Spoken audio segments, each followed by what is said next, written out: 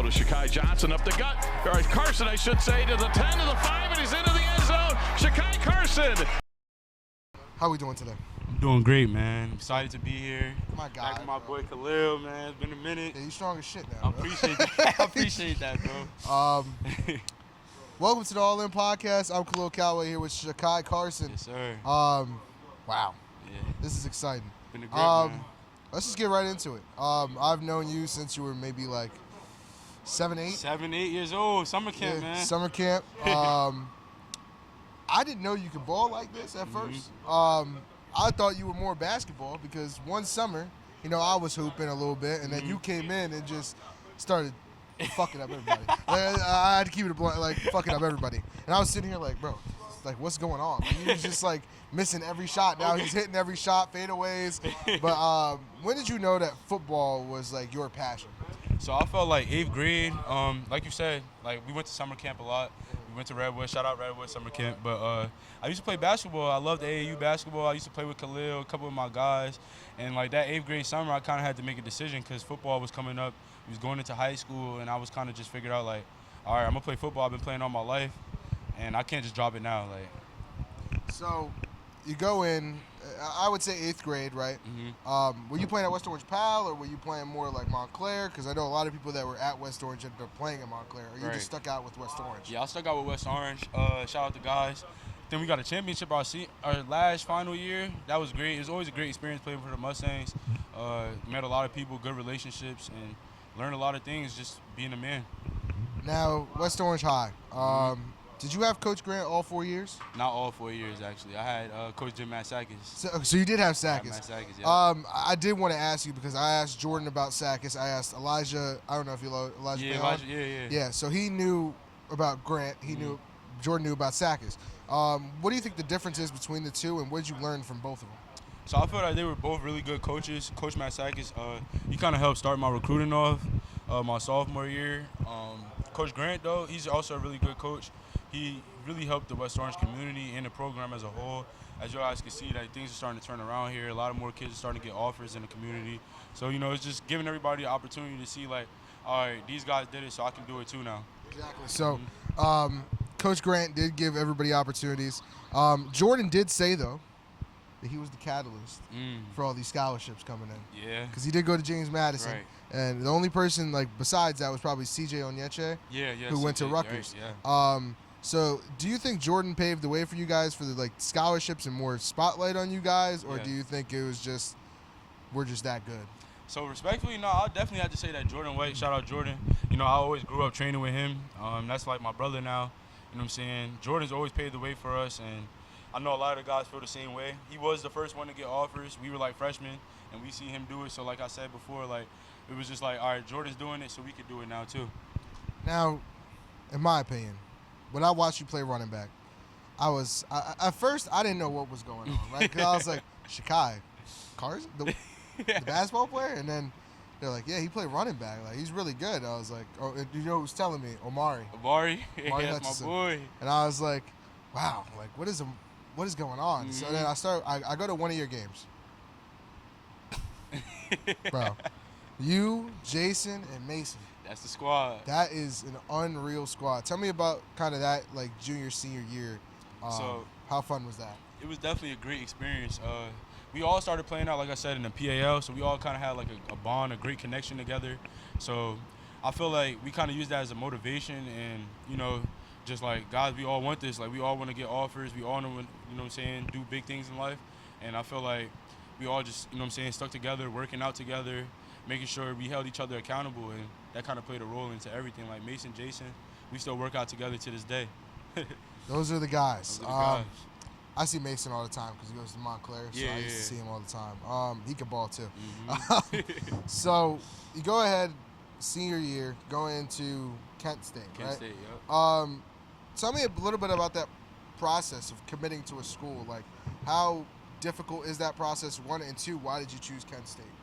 So Kent State, let's take it back. Wow. So junior year, wow, yeah. I had a couple offers, like a good amount of offers to choose Kentucky. from. Yeah, Kentucky, yeah. It's my school.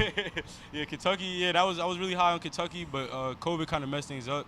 They kind of wanted me to play like the slot position, and things just didn't work out. Like, I was a running back at heart. I always played running back, so I ended up just with this recruiting thing, you kind of got to go where you're valued the most. And I feel like Kent State valued me the most out of COVID. Like, I lost a lot of scholarship offers because of COVID. Really? Because, you know, they brought a lot of seniors back, and a lot of people got extra scholarships. So I kind of had to, like, maneuver. And Kent State, they felt like a home to me.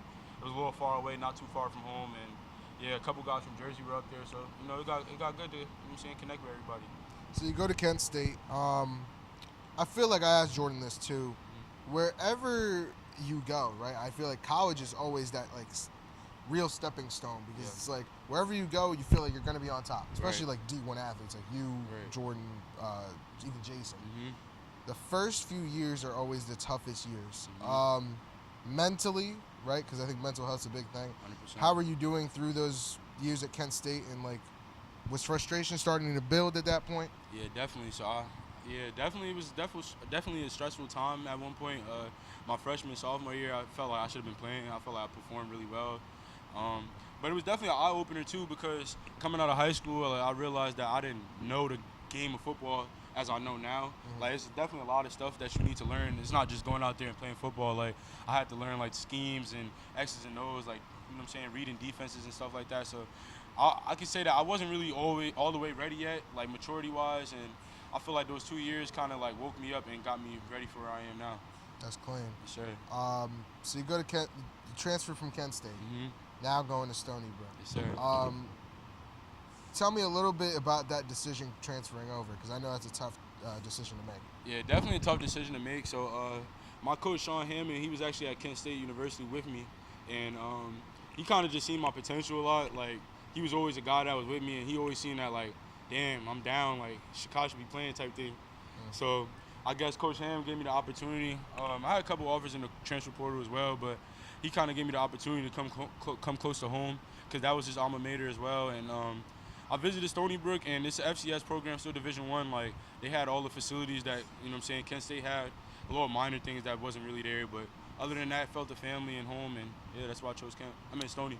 Now, obviously, you've been a part of D1 programs. Do you think there's potential for possibly the NFL?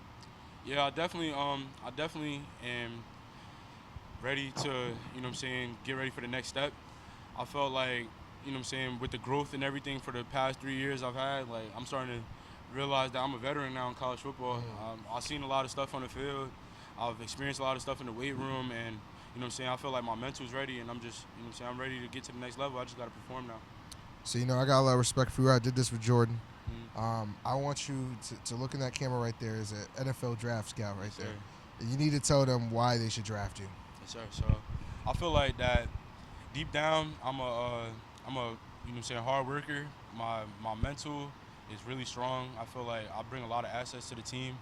I feel like not just, you know what I'm saying, being myself, but I feel like being a team player, which plays a big role in everything.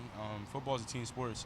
It needs everybody's 111th, and I feel like I do a good job at doing my 111th as far as holding other people accountable too. You know what I'm saying, I make sure that the guys around me are on the right thing as well, and I just work really hard. Like, I'm a really diligent worker, and I put a lot of time and effort into my craft, and, you know, when you do that, you'll receive the fruits of your labor. So that's poetry right there. Sir. At its finest. I appreciate that. And lastly, I gotta ask you, NCAA football 25 is coming out. Yes, sir. I heard there might be a DLC dropping. Rumor has it that you might be a part of the game. Yes, sir. What does that kind of mean to you, and how exciting is that process? So it's great. Like, my friends back at home, everybody gets to play the game. Like, we can all come over, we can play the game one day, and we're all in it. So it'll be a great experience. And, you know, just like playing college football as a kid, it was always like a dream to like be in the game. And it's kind of like, it's not like a breath of fresh air that you're in the game right now, because I still want to be in Madden. That's like the ultimate goal, but, you know what I'm saying, it's kind of like a breath of fresh air. Like, okay, yeah, I'm in the game right now, so this is pretty cool. That's hard, bro. I know you've been on ESPN too, and that feeling's good.